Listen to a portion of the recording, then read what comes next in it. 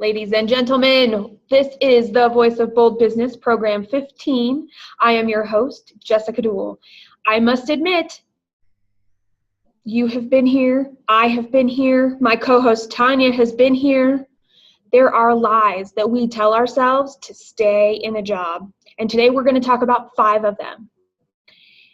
And it all starts really with justification. We struggle with what to do, what not to do, what are people going to think about us? Are we making the right decision 10 steps down the road? When really all that matters is right now. And sometimes we might even experience the ups and the downs of emotions and thoughts and head chatter or monkey mind or whatever you want to call it multiple times throughout the day when it comes to our job based off of the needs and the requirements of our family and our friend and the responsibilities that we've committed to across our entire life. We might tell ourselves it's not our fault that things are so bad. We might really hate the fact that we had to go to work today for whatever reason, but why would we really do that?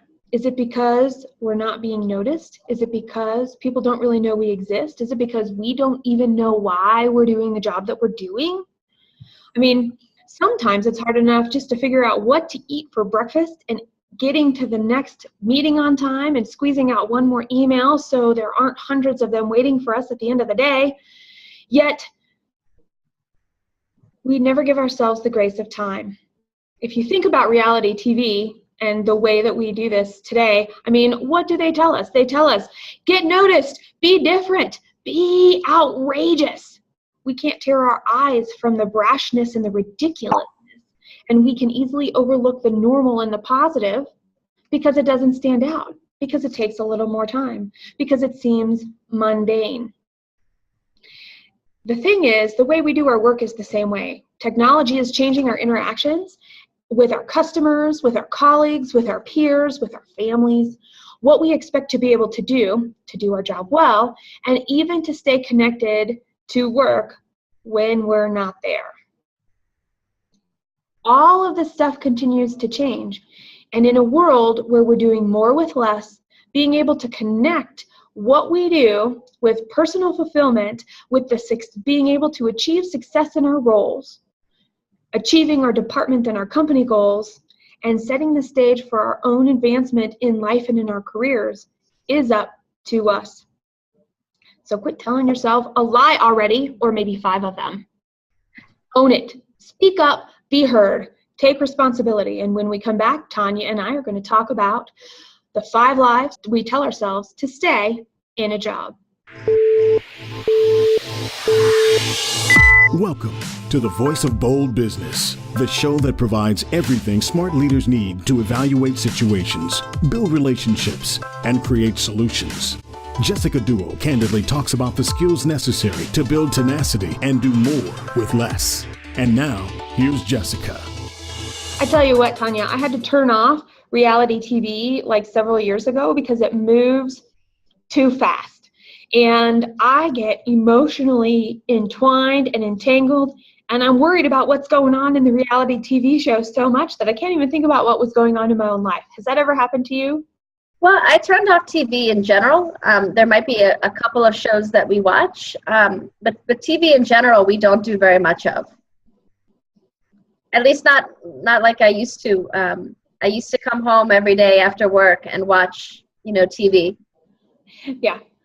Yeah, but life has changed so much that by the time I'm closing down the computer and getting ready to do things, it's already time to go to bed. So I know, right?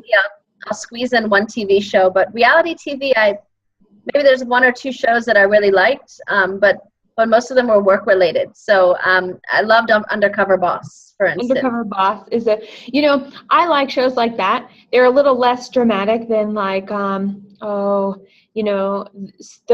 think MTV started the reality TV shows, right? Where they put all the people in the house. I don't even remember what the name of that TV. There's one called like Big Brother.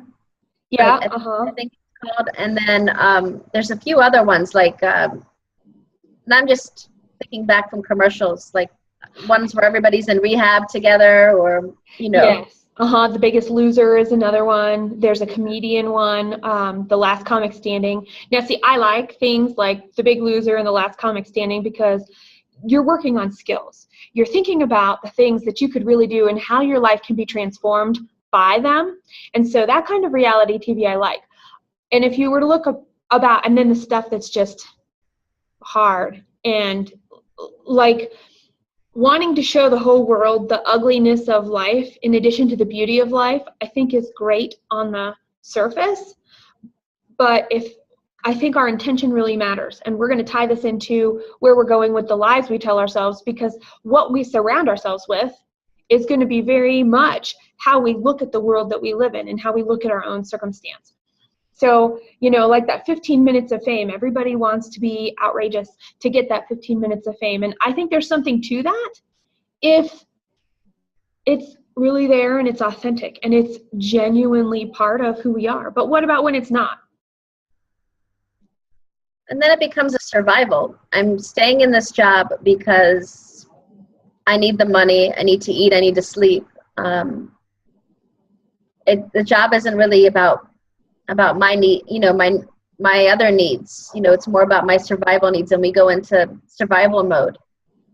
Yeah, let's come right back to that, because I think we need to start there, because I think some people try to get out of survival by hoping that they're noticed. Have you ever imagined, people sit there and they're, for lack of a better word, handsome or pretty, and they're working and they're making sure that they're making the rounds and talking to people in the office, and they get their work done on time and they show up on time and they leave a little bit late, and they're advantageous in the meetings. They're very concise about how they contribute and what they contribute, and they're seen as an asset. Yet, what happens to those people in the workplace? Well, it really depends, because there's some other factors that we really don't talk about. Outside of doing a great job and being this, fantastic employee. There are factors like, office politics and favoritism and budget, and how the company really promotes people, how the company pays. I'll give you an example. At my last, one of my last companies, people didn't receive a raise for 4 years. Yep. So was it like a hiring and a raise freeze? Was that the phrase that they used? I've been in one of those. So no, not really. It was an international company, and the people, it's based in a different country. So the people in the other country, they would get raises, but the people who were based in the U.S. did not. So if I'm feeling, okay, we're going to come back to that, and I want to, because I feel like this is going to be a circular conversation.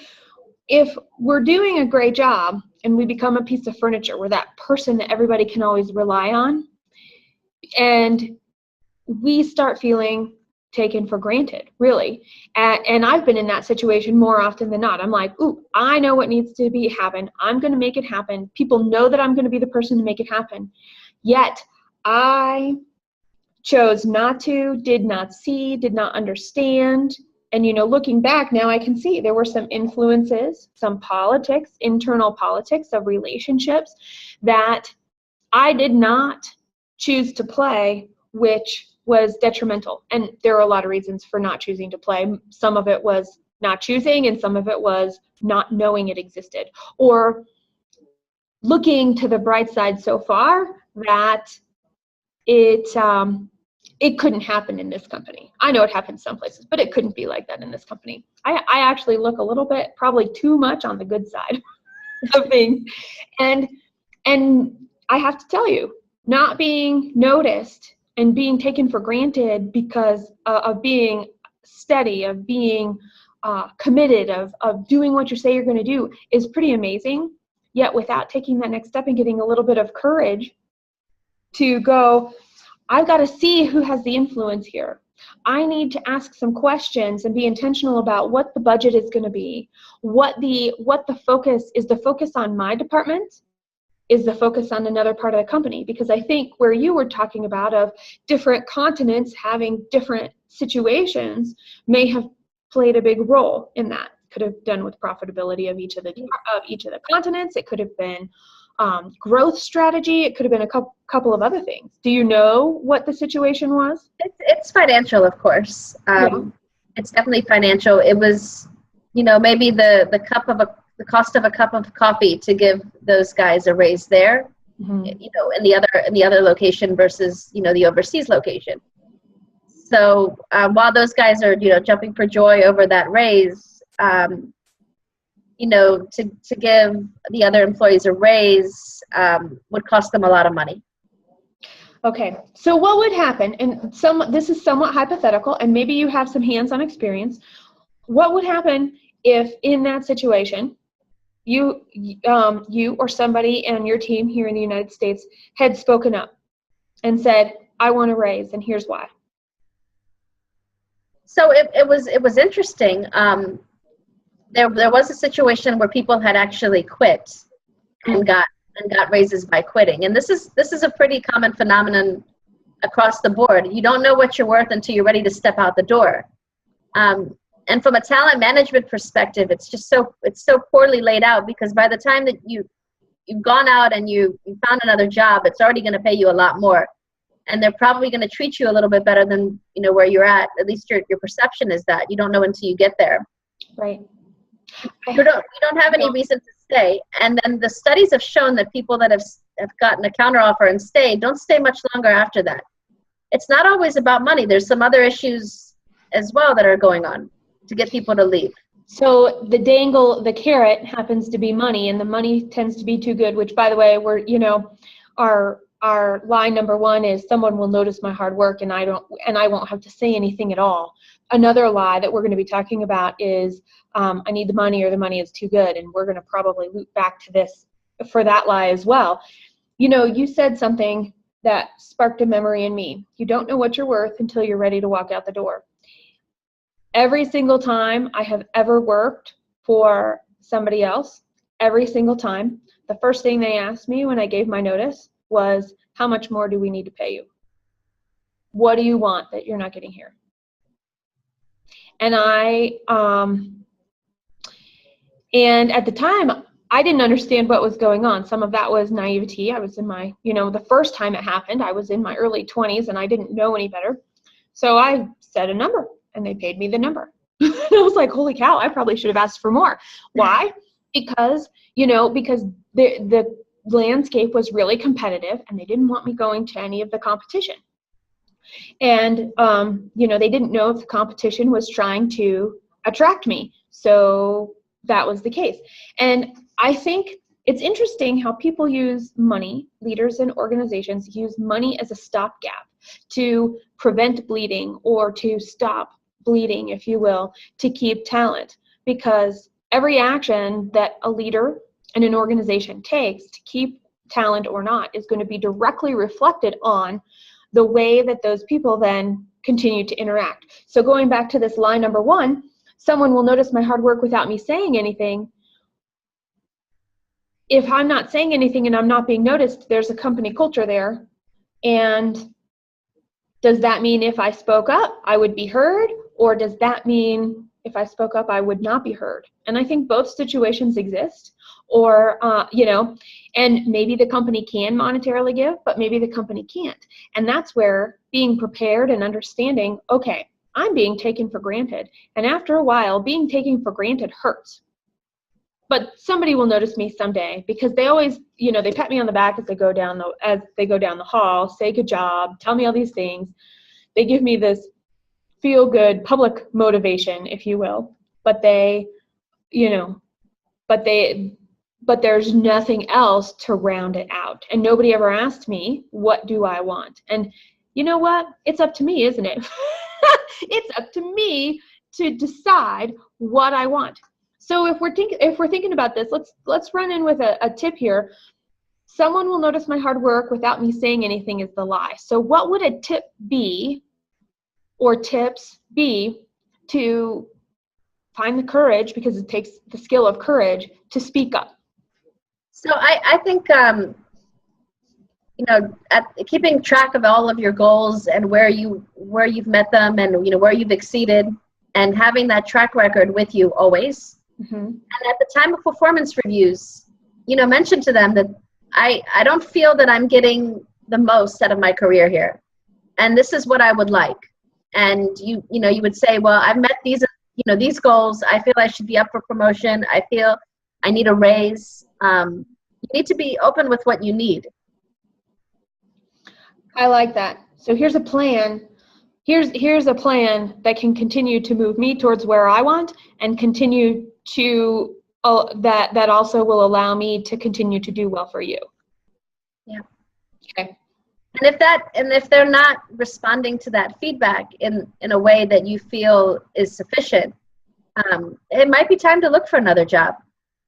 It also might be time to talk to somebody else. I mean, one of the things that I found was when I find somebody in an organization that will be totally, and transparent is relative, of course, but transparent, and I could ask the question like, why did such and such happen? I mean, I was in there, everybody liked my idea the best, for example. It was the one that was most in line or under budget. It was the one that could be delivered the quickest, and it was going to be the one that would have impact the fastest, yet somebody else's project got chosen over mine. I would say find that person in the company. Find out what is being missed in the network that exists there, in the realm of influence within the organization. Because if somebody can help teach you what that is, if you're on the outside and you want to be on the inside, finding somebody to help teach that to you and show that to you can open up doors as well, which will add to a performance track record. Because I will tell you, once I find that person, and I have to tell you, I've only had 2 in my over 20 years of experience, and I guess I haven't worked for that many companies. I usually work for myself, so there's some variance there. But there were 2 people that I found that were able to enlighten me a little bit, that I could ask what could possibly be seen as a stupid question, could possibly be seen as, well, I can't believe you don't know that. Because there's this stuff that goes on that's unwritten, and it's that unwritten stuff, all of those agreements that we agree that are going on, and how we act and how we behave, that we might not understand why that's actually happening. And if we can get that insight, we can add to our presentation adding to what Tanya was just saying of keeping track of your goals, showing up, talking about how well we're doing, and maybe places that we're not doing well, and what we're doing to make a change and show a change in that weaker area, if you will. So I love that tip. So adding to that, now this ties in, someone will notice my hard work without saying anything. Line number 1 really ties closely to line number 2. I will be promoted because I've put in my time. I can tell you that's BS. Yes. I can certainly tell you that, and I've seen it in a lot of organizations. They have a number of people that they can promote. They can't promote everyone. So what you're suggesting is everybody puts in their time, everybody goes to work, does a phenomenal job, they're going to get promoted. It just doesn't work that way.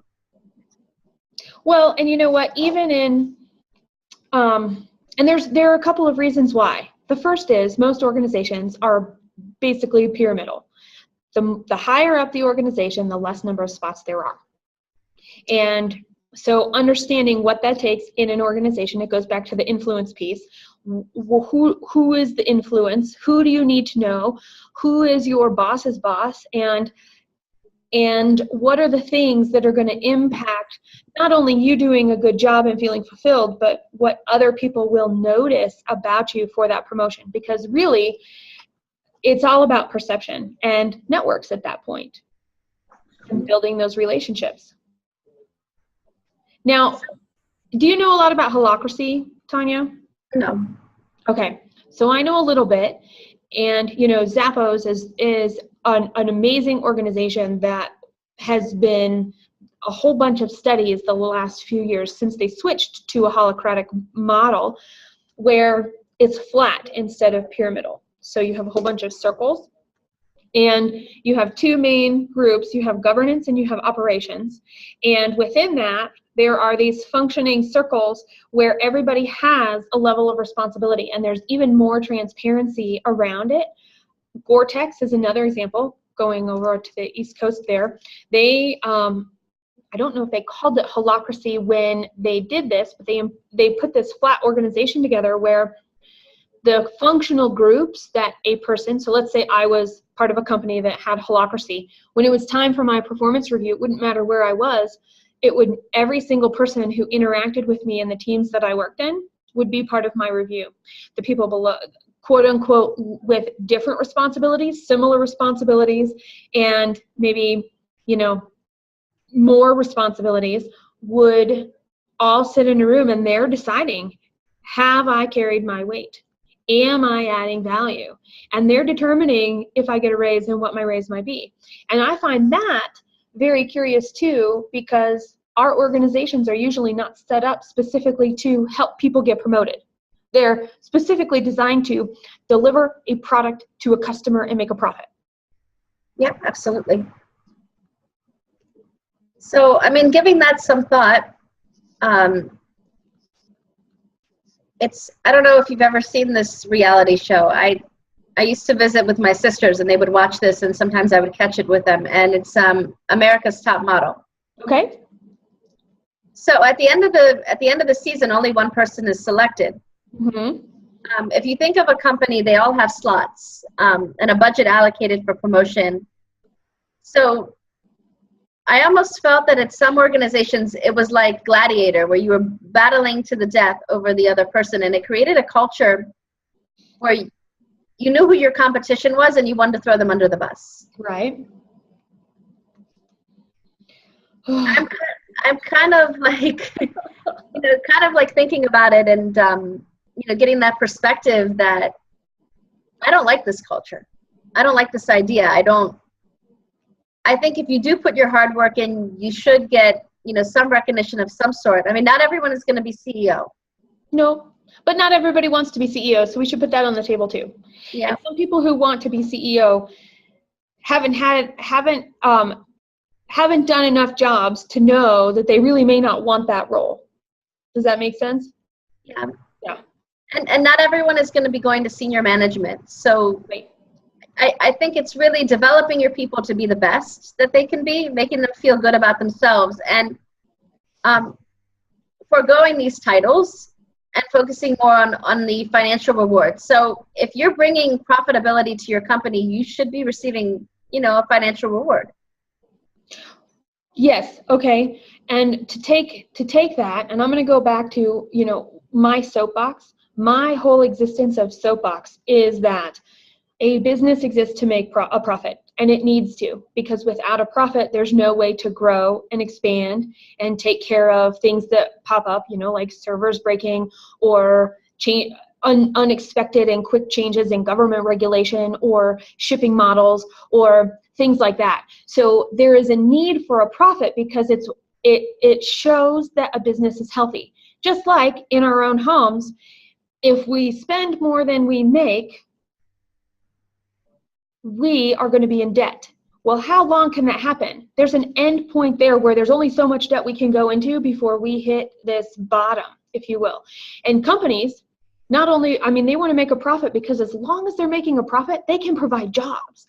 And that's the part that I really think is important, because sure, a company wants to make a profit, and I want them to make a profit. And at the same point in time, if we better understood in today's marketplace how our role fit to the delivery of the product, fit to the mission of the company, what would happen? What would happen is there would be a sense of fulfillment, and it might shift the things a little bit about how we're motivated, and companies can find their own secret sauce that fits their culture for the 4 ways of motivation, which everybody who's been listening to the show has heard Dewell talk about it on our Leaders Discuss panels a couple of times. So the four ways to motivate, whatever that combination is for your company, is really important.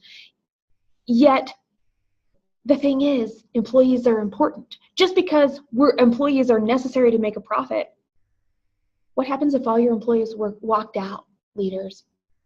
You would have no more company to have an opportunity to make a product. and to give it and solve somebody's problem. So it really comes down to, how do we help people feel fulfilled? And at the same time, how do we leverage that fulfillment and those particular needs so that we can make a profit? And that's really where I specialize, because there's a huge gap there. There's a huge gap in businesses. And as a business advocate, it's important to me. It is important to me that a business makes a profit first and foremost. Secondarily, it's important that those employees that are helping make that profit understand why they're there, and that the leadership of a company is doing what is necessary to create shared meaning and build value at every level. And, sorry. No, I'm not sorry. I take that back. Oh my goodness. So there's another model that has recently come up in the last few years. And it might be a little bit longer, but I'm starting to notice it as well. A lot of the supermarket chains are doing this, actually. Okay. And they're doing something called an employee-owned company. Yep. Which means that you're vested in the organization's success. I really like that model. Startups are also doing this with giving people, a percentage of equity. Equity. You're right. And I feel that when people are vested in their job, the company becomes more profitable in that sense. Okay, vested in their job, their role. And then now, okay, so as a recruiter, I have a question for you about these first two lies. When we're talking about, if I put in my time, I'll get my promotion, which is a lie. There's way more than that to it. In terms of being vested in their roles, when you're working with the companies that you're placing people at, how active are they actually in having vested employees? And maybe it's not ownership. Maybe it's a different way they want their employees to be invested. Do the companies even care about who they're hiring and what their aspirations are and what their personal goals are, so that there can be an alignment between what the company's trying to do and can offer in terms of more than monetary fulfillment and help people get to their personal goals? I'm seeing kind of a shift. Okay. It's, there's a belief system that goes into this. And I see this more with startups than, mid-sized organizations or large corporations. But even though large corporations are going into that with the marketing, they're doing a lot with diversity in the sense that they're trying to say, well, we're a very diverse organization. And even, shifting their leadership a little bit so that there's more women, more minorities in that space. Okay. So they're trying to create the image. I don't know if the image, and once you get there, if it's the same thing. Okay, so the jury's still out. People are taking the moves, but you're not seeing the results or the outcomes are not quite as transparent, is what I'm hearing you say. Yes. Okay. So people are trying to change their beliefs, or they're trying to change their image, and sometimes it's and. Yeah. I would be my guess. Okay. So, how many? Nope, I don't want to say that. Lie number 3. It will get better, and I'll get through this burnout. Or it will get better. I am so tired. What do you think about that one? My goodness. This could be a whole show, probably. It probably could be. If you're noticing that your health is going down after working a job, it's not going to get better. You're going to feel worse. I'd known people that had like sleep deprivation, that would get sick frequently, or would feel stressed out. Their hair would fall out. Their hair would turn gray. They'd gain weight up and down with their weight. Their skin would look bad, and it was all from stress in the workplace. Mm-hmm. I don't think that what you see is what you get. Now there might be a chance that you might get a new manager who might change things up for you, or might make the work environment a little bit better. In the recession, people were working 3 or 4.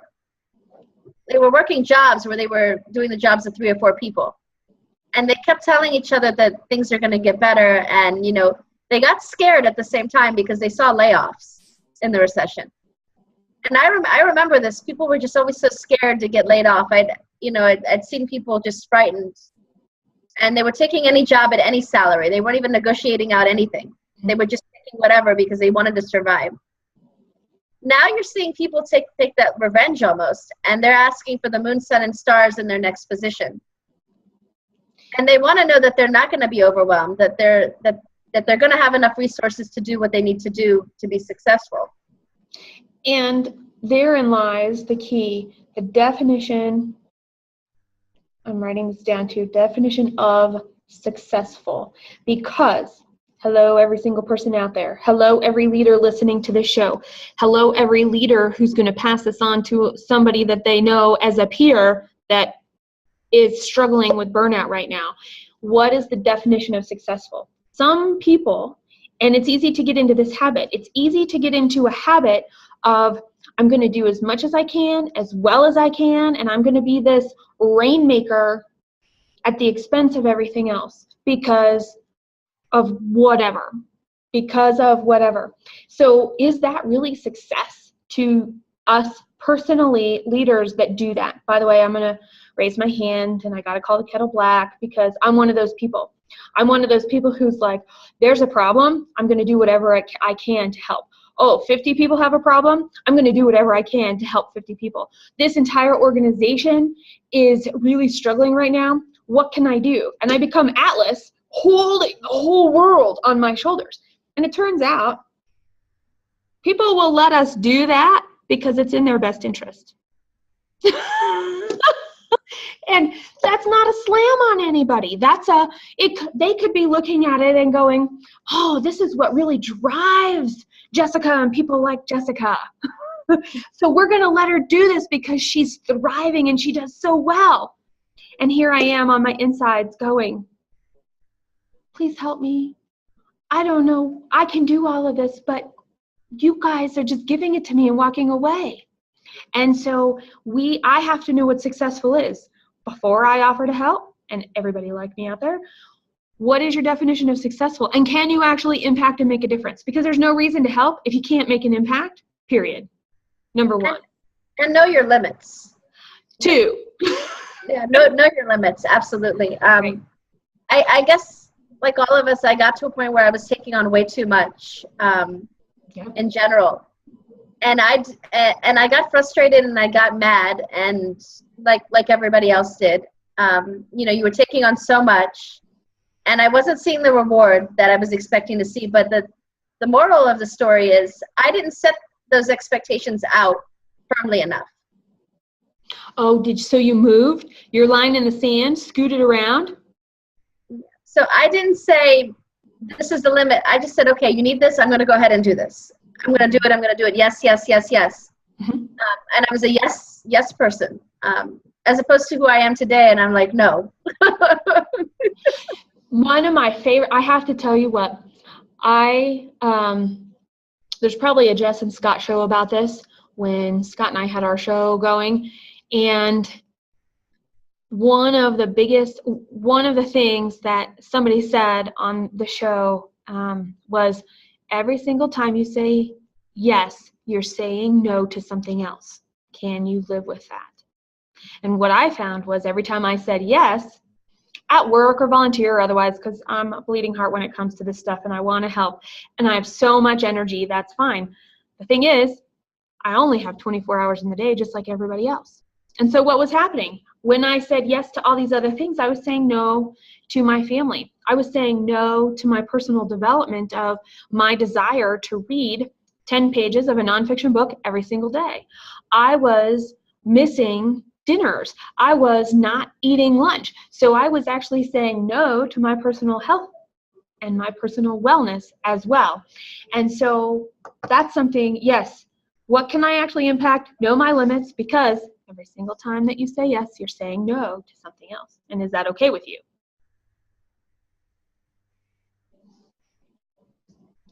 The yes to the no. Making more notes. Okay, I've got to totally do an aside here. It has nothing to do with job lies. I was yesterday I had to stop someplace. It was an unexpected stop, and I was waiting for an answer. Somebody had gone to find an answer for me, and I'm standing and I'm waiting at the counter for this person to come back, and I'm just checking in on my phone, making sure everything is going okay. And all of a sudden, the lady at the other lady, the receptionist that was there, she looks at me and she goes, "Can I help you? Are you talking to me?" And I was like, "I'm talking." And she says, "Yeah, you are. You're actually talking a lot. You don't need anything?" I said, "No, I just must be talking to myself." It turns out I talk to think, literally. So here I am answering some emails, thinking about what I need to say, checking in on a few things. And everybody who was around was able to witness my talking to think. And I think, and that's actually kind of a funny thing. Ryan laughed at me last night when I was telling him that story. Because I ponder things like this. So I was actually thinking about, what does successful mean to me? And at one point she goes, "Yeah, I agree with you." And I was like, that's coming out of my mouth? Oh, I said that out loud? So anyway, it's funny how we have more support than we think we do. So if we're burnout, I mean, there's a whole show that we could do on that. But the thing is, it will get better, I think, is the best part of the lie. It will get better is the lie. And it will only get better if we change, is what I heard you say, Tanya, is what I've been saying. Can you think of another way to say it, or anything else we should add about that one? I think in general, it's about our limits, and it's about setting the contract. And we have a life contract. We have a life contract with work. We say, I'm not going to work extra hours. I'm not going to do this. I need to have my break. I'm not working weekends. You need to have that contract and that agreement with you. Mm-hmm. And you stick by those limits, and hard limit, soft limit. You have to say what am I going to handle, and I like you with skipping lunch, breakfast, and dinner. I survived off of coffee. Oh my gosh. I'll bet your stomach loved that. You have one peptic ulcer later. Yeah, right. Oh my gosh. I totally get it, and I got reprimanded yesterday even because I eat lunch at like 3:00 in the afternoon, and we eat dinner at like 5:30 in the evening. And Ryan's like, "How are you going to eat dinner if you're eating lunch now?" And I said, "I haven't eaten since yesterday's dinner. I just don't." And he's like, "Oh," and it would explain a whole other conversation. We could talk about sleep. That actually might be another one to do. Maybe we could have somebody come on and talk about sleep and the importance of sleep and the stuff that it takes to have good sleep, because that actually could help us be in terms of the burnout piece. We could probably manage ourselves a little bit better and not find ourselves in burnout, or be able to recognize some signs of it earlier, so that we recognize, oh, we have to make a change to get better. And I'm going to put courage here too. Courage is required to say, wow. And I have to tell you, if I say yes to something, I really want to see it through. And I really wrestle with having to say no, but I would rather go back on my word and sit down and have a conversation with you, Tanya, and say, man, I committed to that. And I really, you don't need to know the whole story, because I know you don't care about the whole story. I'm not going to be able to do the job I can for you. So can we talk about this? Because I'd like to be able to do something. I want to make sure that we are on the same understanding. So I am delivering what you are expecting. That's how I look at it. So I have to go back and say, I think I overpromised. Can we do some clarification? And let's talk about it, because if I can do something, that would be great. But I want to understand my commitment here. I need you to understand mine and make sure that we're clear. Clarity matters. Yep. Okay, line number 4. It's the same everywhere else. Oh my goodness. And you know what? What? Thinking back to that, it is going to be the same everywhere else, if that's what your perception is, and if you're keeping to the same life contract that you did at the last place, then yes, it's gonna be the same everywhere else. Brilliant. You're saying we create our own reality. Yes, it will. That goes back to what the Henry Ford quote. about whether you're right or not, or what is it? I don't remember what it is. Oh, shoot, and that's perfect here. Yes, it will be with the same mindset. So let's talk about mindset for a minute. How do you change mindset? I think in this case, we're talking about being overworked, unappreciated, underpaid. We have to treat ourselves a little bit better and not be so hard on ourselves, first of all. Mm-hmm. We have to know our value. And we have to talk about these non-negotiables. And we have to be strict with them. Yep. Strict with our life contract. I'm going into work at 8. I will be done by 5, and that's it. My feet will be out the door by 5. I'm not working overtime. I'm not working weekends, unless I'm getting paid for them, or I'm an hourly employee and it's a part of the agreement I have with the employer. We need to start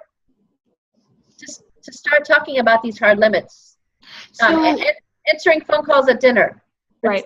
It's a hard limit. So when you say treat yourself better and know our own value, you're talking about the value of the skills that we bring to the job that we do. Yeah. Okay.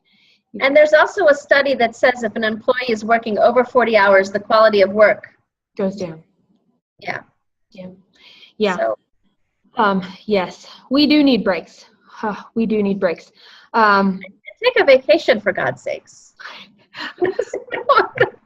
Well, and actually, and so this is another thing, and this is where, Tanya, this is what I do, which is I work with companies that have executives and the ownership teams that are overworked, they're not sure what to do, and they're not getting results, and they need to treat themselves better. That is one of the things that I really focus on. And I have to tell you, as a leader, it's the same everywhere else. So what I would say is, hello, everybody, managing people. Your first job is to understand what's going on and how overworked or not these people are. Because if somebody is way underworked and they've got time on their hands, they're going to be just as miserable as somebody that is overworked and unable to keep their head above water. And as a developer of people, we have a responsibility to our teams to recognize that and shift and help some people learn how to say no, and other people learn how to seek out more work, because everybody's there for a reason. And every single one of us has a weak point and we have a strength. So we're not only as strong as our weakest link, we're strong as every single link's weakest link. And as a leader, as a developer of people, it's our job to make sure that all of our weaknesses are mitigated and all of our strengths are really utilized, because it's only through the use of our strengths that we can actually improve and change our weaknesses. Absolutely. So I would say 2 tips from me around this one. It's the same everywhere else. We're talking about mindset. Know the mindset of the people. And how do you determine mindset? It's by asking a stinking question. And it could be only one. How's it going? And listen to the language they use. What are the types of words that they use? What are what's their body language? What's their tension level? All of that is really important. How's it going? Will tell you a lot about somebody's mindset. The other piece that I would say that we could add to that would be having some sort of regular feedback loops. So this would be come up with, whether it's a scorecard or a report, how boring is that, but something that allows people to look at a week and see what they've done, what's not done, what's on time, what's late, what's been completed, and be able to have something tangible to look at. Sometimes in mindset, what we need to be able to recognize the work that we're doing and see some of those results. Here's the other thing. That does 2 things for mindset. One, it helps each of our people know how we are how we are doing as an individual, and then turning that around and looking at it from the whole team. 2, it helps us mitigate what weak areas we have in terms of projects. How do I, as the leader, help these people remove their obstacles so that they can get the job done and do the best they can? They're doing the job. They want to do it to some level. And I don't have a number 3. Do you have a number 3? I think it's know yourself. And if you're going to look for new opportunities or thinking about it, have an open mind about it. Mm-hmm. If you're thinking, oh, it's the same everywhere else, then you're bringing that negativity into a new place. Mm-hmm. Yes. Yes. And you might not realize, if you just did that self-check, you're bringing negativity to exactly where you are. Okay, I like that very much, Tanya. And we are at our 5th lie. The lie I tell myself is, I need this money, or the money is too good. What happens to you when you, if you get laid off or fired, and you have to take a job that pays a little bit less? Mm-hmm. Or worst case scenario, you're without a job. Mm-hmm. You know, mm-hmm. we put ourselves in these holes, in these traps, where we're so financially strapped that we haven't really budgeted correctly. We haven't thought about, 6 months of savings is what they recommend. I recommend looking at having a year's worth of savings. I would agree with you, especially in today's market with for the jobs that people are competing to, it may take longer to find a job, I would say. Even though we have a high amount of people that are choosing not to work right now, it's not because, there's a lot of competition in certain areas and with certain jobs. And one of the best safety nets that over the years I've come to rely on, and I've been able to support other people with their job search, is having a really large network. Going out and meeting people, going to conferences, talking to people about, becoming a subject matter expert, even if you're only presenting once at a small community of people, but getting people to know who you are outside of work, at other organizations, within your industry. I recommend that, and doing that as an ongoing thing, not just when you're job searching, but to continue to do it. I like that. People need to know who you are outside of your work. Because at work, and it goes back to the other lies we might be telling ourselves, we might be closed off. Or we've got a little bit of TMI going on. We really don't need to know what you had for dinner, or, the latest drama of your kid. Now, granted, sometimes we spend, besides sleeping, our biggest chunk of time is actually working. And so there is an element of having some relationships at work. We need to know if those are actually helping us in our influence or hurting us in our influence by who they are. Going back to our first 2 lies that we were talking about. That kind of thing is directly related. And you're right, though, Tanya, about this perception of money. What is my relationship with money? That's a great question to ask ourselves. And if I need the money, why do I need the money? Do I need the money because of a lifestyle that I've chosen? Do I need the money because my kids are going to college and I'm going to add a second job? Or I've been employed so long, I have achieved this standard of living, and now my kids are going to be going to college. Or I now have to figure out how to take care of my aging parents. Those types of things I can see. I actually see a decent amount of executives doing that. But here's the thing. We can take responsibility for ourselves.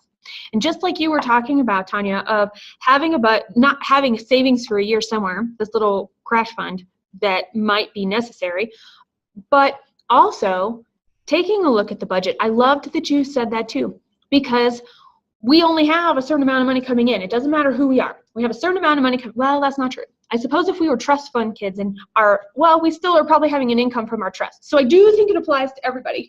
It just might vary, right?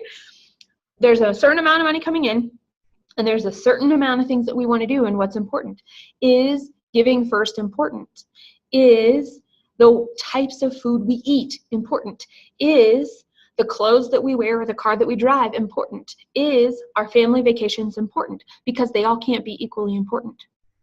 They all cannot be equally important. So we have to learn how to prioritize with our budgeting, money coming in to money going out, and decide what is most important. So like in our family, we, and I'm sure this will go over really well, sharing this story, but we have decided in our family, we want to be part of, we want to buy local. We, as cool as gardening would be, that it's not in my skill set. So, but we like organic, fresh, local vegetables. So we buy that way. That is not always the same price as other foods that are not that way. So our first and foremost, we choose what we're going to eat, how we're going to eat it, and where we're going to eat it. And we look at restaurants that way. We look at grocery stores that way. We look at all of the food we bring home through that lens. And we will pay more for less ingredients on a label. That's really what it comes down to. The lesser the ingredients on a label, or if it's really fresh, so there's a single thing and it is the thing, right?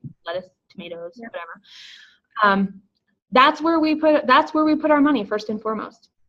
And everything else comes around that, so we know things are going to come up, like we are going to get sick or kids are going to get sick. We are going to have to change a travel plan, and we're going to have an expense of having to change plane tickets. All of that has to be taken into account, but it also reflects in like how we take vacations. We don't take vacations to big resort things, because our focus, we can't do both. We can't do both. And maybe we could. I'm possibly totally exaggerating, but in our line of thinking, we've decided food is first. So if food is first, there's only a certain amount of money left, so we let the rest of our life fill in that gap. Do you have something similar that you do, Tanya? So I guess since starting the company, I had to give up a lot of things, and there were things that I figured that weren't priority. When I started the company in March, I realized that there was going to be a while before we're profitable. Mm-hmm. So I gave up things like coloring my hair and my nails and buying new clothes for myself. I cut back on a lot of different things, things that just became, I guess, they're more luxuries than necessities. And luxury is a very subjective term also. What you consider a luxury might not be what I consider a luxury. I mean, we've talked about, just in terms of luxury cars, the prices of our luxury car conversations, Tanya, are are still a really wide range, right? So when we're dreaming, by the way, if you didn't know, Tanya likes a nice, good sports car / fancy car / expensive car just as much as I do, in that craftsmanship and the way that it sounds, the way that it feels. So all of you that didn't know, you know now. I have very expensive tastes. I'm not gonna, I'm not gonna lie about that. By sure, I have very expensive tastes. I have very high expectations, but I know the value. I want value for my money, and and I think we need to look at our careers that way. We want value for our career. Okay, the word quality popped into my head when you said that. I have high expectations, and I understand I like expensive things, and you like value for your dollar. So you're looking at quality also. Yeah. Okay. By the way, we have to look at quality of time too. So right, exactly. Yeah. So things, cost, time. And that's exactly where I was going to go next. You make such a good point. So that's where subjective is really, what luxury is very subjective. How we prioritize and what's important to us is very subjective. It'll be based off of our own experiences. It'll be based off of our own fears. It'll be based off of how we define things, like the value of the things, the cost of things, the time of things, the overall quality, to make whatever we define quality as life. Okay, ladies and gentlemen, we have reached the end of this. We've covered 5 lies that we tell ourselves to stay in a job. To remind you, Number one. So lie number one. Someone will notice my hard work without me saying anything at all. Number two. They will promote me because I've put in my time. Lie number three. It will get better and I'll get through this burnout or whatever word you use. Number four. It's the same everywhere else. And number five. I need the money or the money is just too good. Okay, you will find all the program notes for this episode at thevoiceofboldbusiness.com/p15 or come to the website and search 5 lies we tell ourselves to stay in a job. Tell us what you think. Your story and experience will add to this conversation. And we really want to know your interpretation of these 5 lies and if there's a 6, a 7, an 8, a 9, and a 10 as well. So keep them coming. Let us know. And remember, challenge yourself. Face the fact and look to see if you are telling yourself lies to stay exactly where you are. Subscribe at thevoiceofboldbusiness.com and get more information, program notes, and past episodes. Bold leaders approach each situation and focus on action to achieve a higher level of leadership. Jessica Dewell, your business advocate, is the host of the Voice of Bold Business Radio. Thank you for joining us.